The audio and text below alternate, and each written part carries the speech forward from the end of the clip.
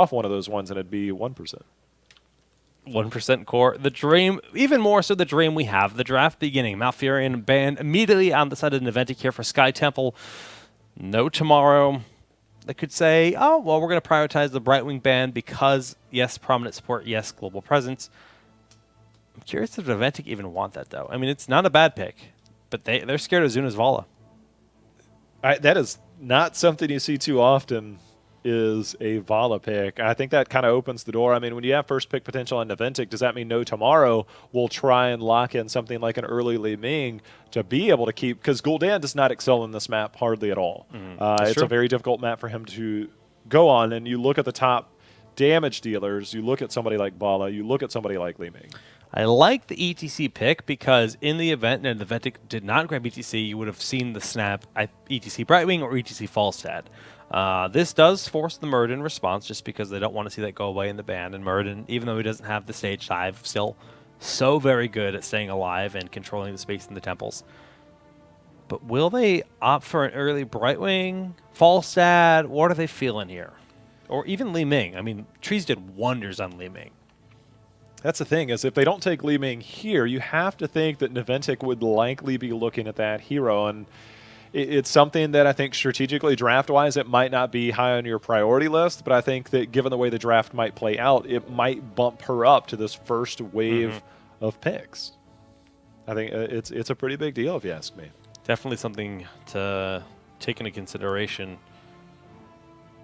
It's tough, but there are lots of options, and they're going for the Brightwing. Prioritize the globals. Will Falstad make it in here? Will Dahaka make it in? And I think that you talk about ETC, obviously he has that global potential with that stage dive. We see a lot of people go with that on this map in particular. Tychus being hovered here, and I know that's a hero that back when the Korean scene started running this back in May, Naventic was one of the first teams from North America, and Ken was like, they study a lot of the Korean teams. And they saw this, and they're like, guys, we should be using it here. We've seen a few minor changes, especially that level 1 that was giving him resistant was just way too powerful. That got taken off, but Odin grants the resistant at level 10, offering up another option there for heroics.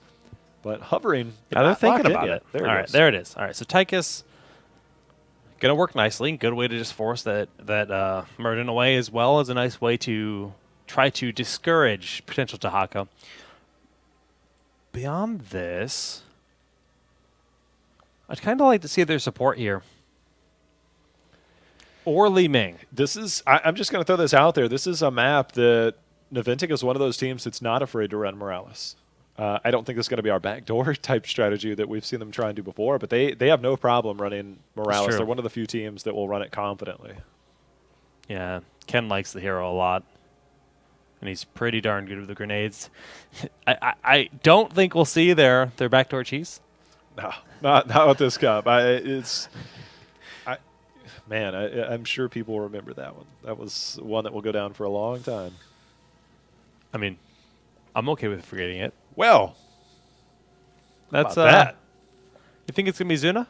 I think that it's or Tom. I think it's likely Tom. Tomster is just he fits into that melee role, but what Zuna wants to carry on is what he will play. And you know, him and Kenma kind of they do the draft. They've been around for a long time, and they probably have the best drafting in North America. I think that they have far fewer hiccups than any other team that we've seen. So I think they're probably the most flexible.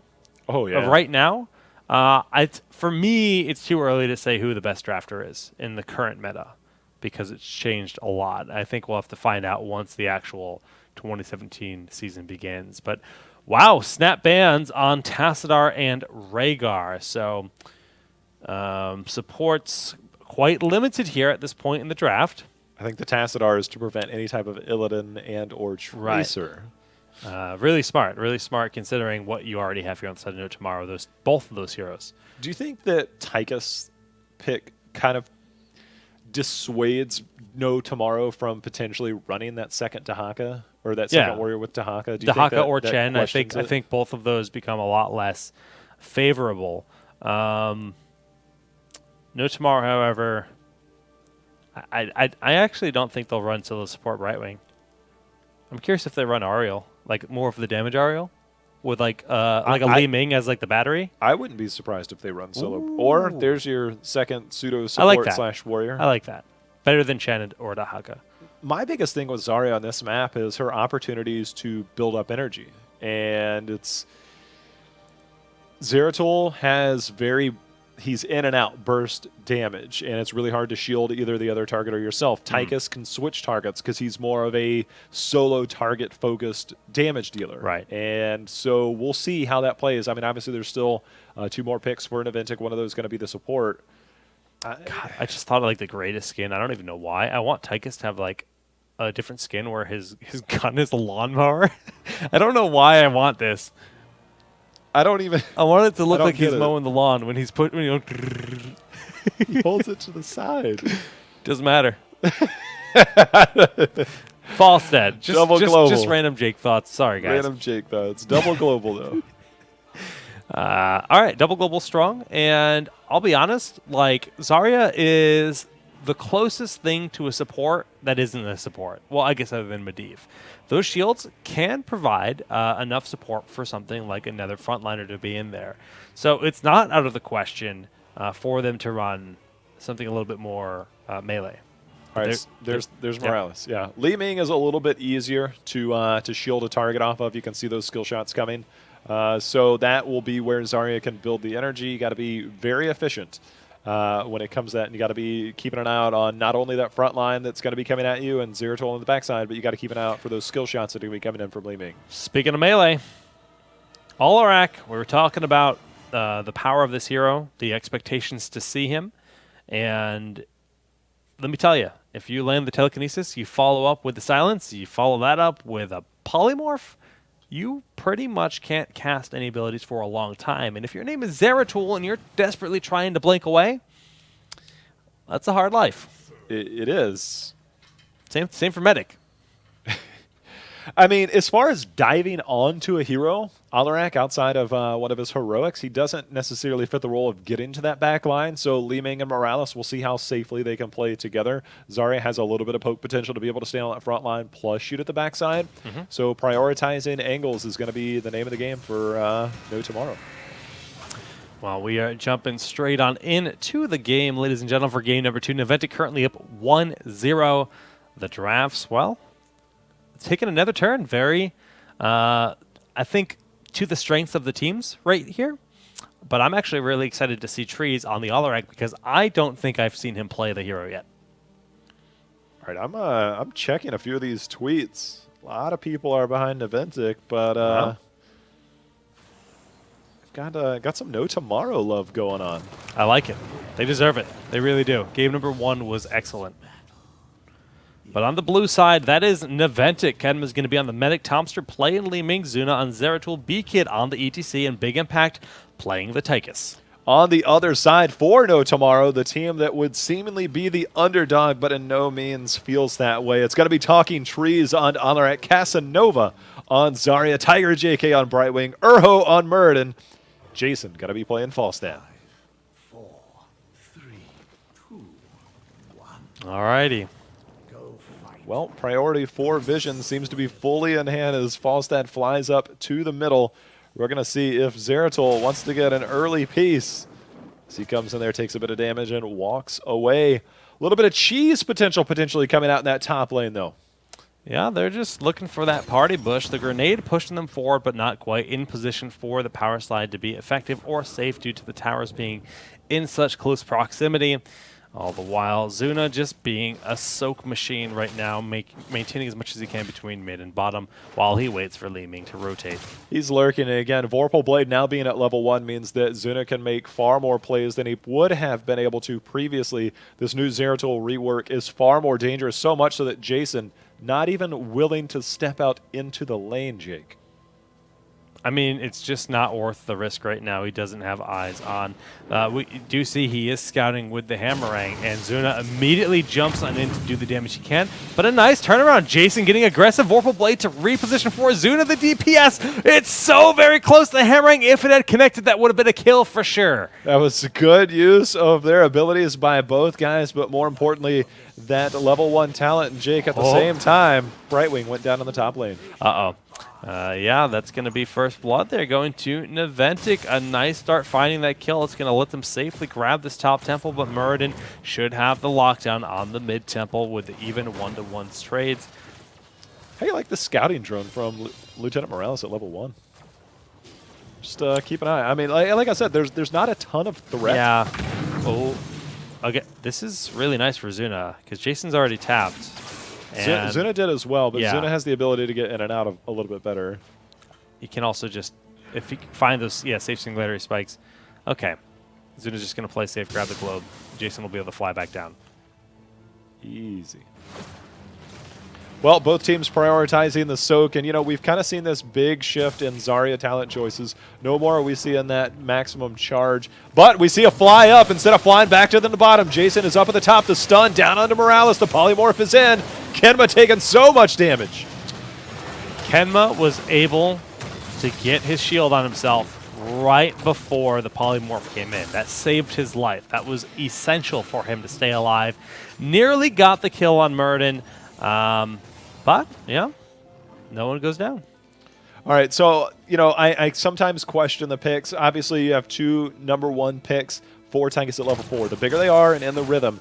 And I think the bigger they are against more of that solo warrior frontline versus the double warrior is always going to be better. You get that burst damage against the one target, whereas in the rhythm allows you to stay in the fight a little bit longer against double warriors if one steps away. Like the pickup there, we're going to see how effective, as we can see that Tychus just stood there, was doing a ton of damage to Muradin in that last fight. Tiger way out of position, just walking through the middle of the map by himself, as far as I could tell. That sucks. That's 2 deaths on the side of Brightwing already. Yeah, that's not something you want to have from your support player, but you can see the camp picked up now, knocking on the top fort wall. In return, Naventic aiming to pick up their camp before the next temple meets. Yeah, this is really nicely timed as well. It's going to just give them that top pressure to push on in. They've already nearly taken out that fort, which does force an immediate response out of No Tomorrow to clean that up before they lose the tower.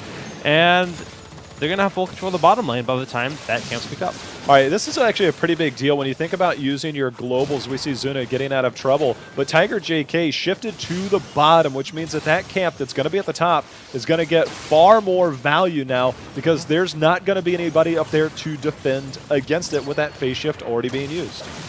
They threw away the top fort, essentially, is what you're saying. Like, it's going down. There's... Oh, okay, so Tiger is going to go back up. Yeah, I mean, but this temple should be here momentarily. He won't have phase shift for the start of this fight, I don't think. It'll be close. Yeah, he went at least hyper shift at level 1. So that does help just a little bit in terms of that cooldown, but he's basically forced to go up there. Zurho.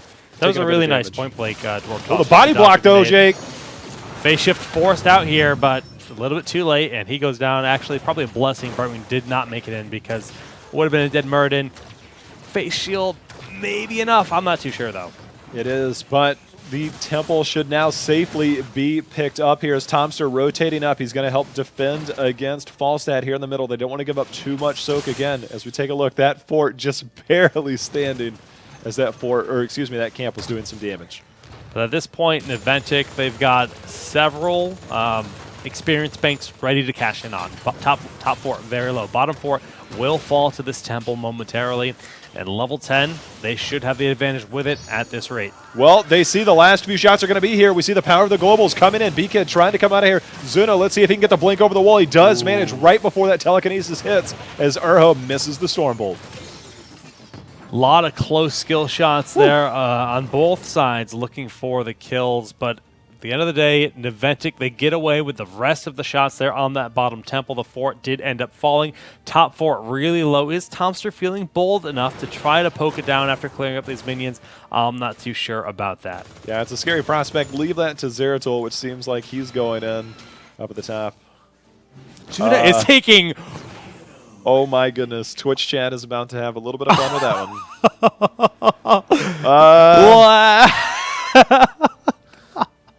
Well, that happened.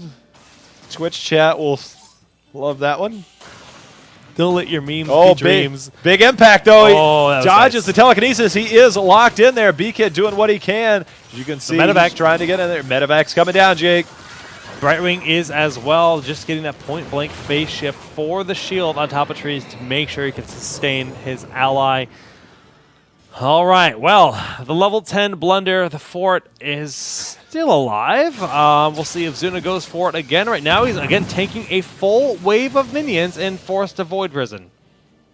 That's a tough feeling. Jason doing a really good job. Oh, the guts! Does he have Blink? All right, he's living. That's one way to uncloak your enemy.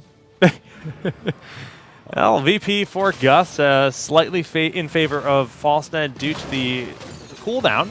Casanova, however, not going to get out of this one. Phase shift a little bit too little, too late. Now looking at talking trees, but the damage of that orb. Counter-Strike forced out. Nice way to mitigate the damage. Emerald Wind has been cast. Many cooldowns down. B-Kid still wants to grab this camp, and they'll be able to do so. Yeah, 5 versus 4. They definitely have the advantage. You can see the power of Morales just healing up that health bar rather easily. They now have 2 camps on the bottom. That's going to force a response out of No Tomorrow. Kenma. Aggressive posture trying to get that grenade to set something up. Will get it, but not really enough of a follow-up available. Wow, talk about burst, though. Zuna blows up that health bar. Zuna's got his eye out. He wants one of these kills. He wants one of these kills. Wow, 4 giant push. Medic healing them up. Telekinesis used to pull 2 in. Nice use there of that ability by talking trees. But the damage on the structures is substantial. Mid fort will fall to the bottom shrine, followed by top fort. But Brightwing has been holding a shrine of her own to try to even things up. Brightwing had to step off of it. There's still shots available on that temple in the middle there, Jake, and it looks like he's going to be able to clean that up pretty easily. But Brightwing has joined the party at the bottom. But more importantly, those shots were picked up at the end there by Naventic. And that is all forward structures dead on the side of No Tomorrow when Naventic are still holding on to, more importantly, not even the forts, but the wells. That's a pretty big deal, and you see a slight experience advantage for Naventic as they're closing in on 13, but they have all 3 forts down on the side of No Tomorrow, while 2 still standing for Naventic. Mark camp ready in 50 seconds or so. They're just making sure nobody's going for the boss. They know they just want to get level 13. That's where they're playing a little bit passively, waiting for that advantage. Surprised they haven't started their bruiser camp, but it looks like that is the next thing on their radar as they're making their way up with Tomster, Big Impact, and Kenma. Camp's being prioritized, and the temple should be spawning soon. It should, I say soon, but in just a short bit should allow the opportunity for an even talent tier fight. Both teams continue to keep an eye on that boss. That is a crucial point that is constantly being watched by both teams. Yeah, B-Kid's literally down here for... Oh, does Urho know? All right, the way he positioned, I thought they were ready for the party bush. They know they haven't seen them in quite a while, and they're thinking boss, B-Kid has the same idea, just maintaining this really safe position. Oh, Tomster barely getting out of there at the last moment. Urho looking for the Stormbolt, not going to find it. Now, they have spent a lot just scouting out that position and stepping forward. The telekinesis, though, wow! They just get Kenma so quickly. That's exactly what they needed, and you can see being pulled in there by Zarya. VP giving them a little bit of protection for the moment, but we talked about, can you get to that back line? That is one way to make sure and pull them directly in. Nice pickoff. Are they going to make a play now? They're going to go up and clear up that top lane is Falstad. You saw how aggressive they were getting because they thought they had the kill on Muradin. And they just, sometimes it's easy to forget how impactful that Alarak can be. Emerald Wind barely getting the push. Urho staying alive once more. That trait is getting Omega value right now. He's definitely using every bit of Murden's health pool. We see the siege camp at the bottom. That's going to put in some serious work as Zeratul goes to clean it up. But we see the regrouping here of No Tomorrow looking to re-engage. Kenma recognized, didn't want to get caught in the middle. That BK creating a little bit of space here, Jake. Zuna's down bottom. This is a 4v5. Naventic, they have to concede this position on the one and only shrine that's active right now.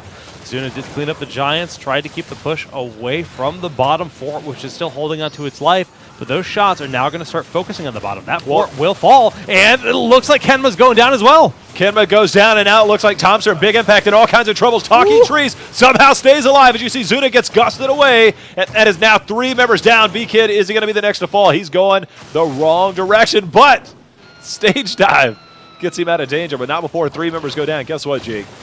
That's a boss. Yeah, this is suddenly a big lead for No Tomorrow. They even up the structure count. They're going to have the boss to really besiege the bottom lane. They're even saving some of these shots. But Zuna steps on in the double bomb. Vorpal Blade to get Brightwing. Oh, the Blink doesn't make it over the wall. But he has the VP to retreat. Zuna will survive.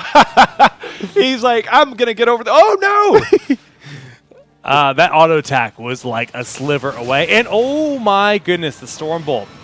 You know, the chaos of all of that slowed down the capture of the boss. Almost became a moment where he could have gone in for that. If B-Kid got on the point, you could have seen the dropship cast there from Kenma to really try to commit to that dive.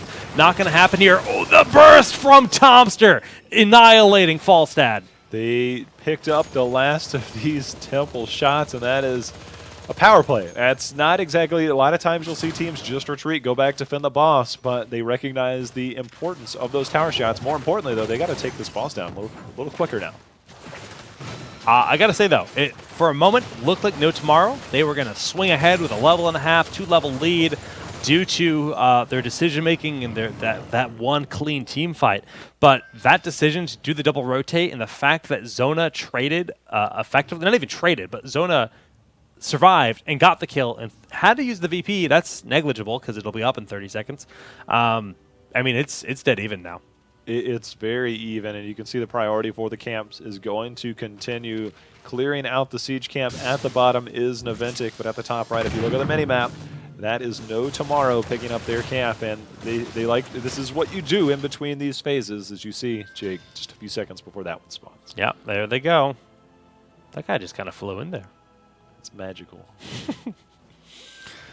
Okay, the fly down to the bottom. Scouting drone placed perfectly. I believe they had vision on Falstad there. And the Giant camp will be going down bottom while they then go up to their Bruiser camp. Just very passive play, waiting for the next temples to spawn. Dead even 16-16. Anything weird with these talent choices? We're seeing Stone Form at level 16 from Murden. That's something we haven't seen a lot of. The new meta, it's either heavy impact to get the stun off your Dwarf Toss or give him the axe to be able to get that extra damage. We don't see a lot of Stone Form, but looking to stay in the fight as long as he can is Urho. Feels like a comfort pick, though. Urho's played a lot of Murden in his days. And, yeah, that was actually what was popular back in the day. It's been a while. All right, Jake. Let's talk about these temples a little bit. Very top, very bottom of the map. A lot of times you see the priority towards the bottom simply due to the boss potential, but the boss is gone. So is this a gentleman's trade right now? You take this one, we take that one. Yeah, I think we're going to see them feeling each other out because both the globals are in the top. Brightwing, a little bit less flexible as she is currently busy defending this push, but that also means additional soak for them, and you see the soak happening here as well on the side of Naventic. Naventic will commit to the stage dive if Tomster gets some lucky hits. I think that's the only time that they're going to look for the engage. Kenma's positioning is very, very worrisome to me. Big impact now on the backside. The Graviton. Here comes the Mighty Gust, Jake. Really nice Gust that should force out a stage dive. He's making the walk, looking for the VP on 4 members, and there is the stage dive. Counter-Strike has been cast here. The blow-up on Falstad in an instant. Trees is very low, and that's going to be reset after reset. Double kill there for Tomster. Beautiful stun from B-Kid. What a fight from Naventic. That was amazing counterplay as you saw that. And look at this. They're instantly going to the top. They have the camp available. They're using the medevac. They're going to be pushing down the score. Jake, could they be going for game? They certainly are, Jay How. This will be a dead keep momentarily.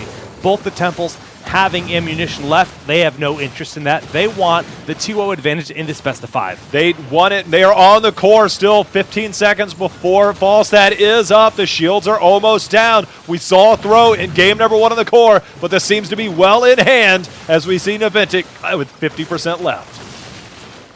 That's going to be it, guys. Naventic now with a 2-0 lead in a great turnaround. That last fight, the VP. I mean, that's all you got to say. 4-man VP, stage dive, GG.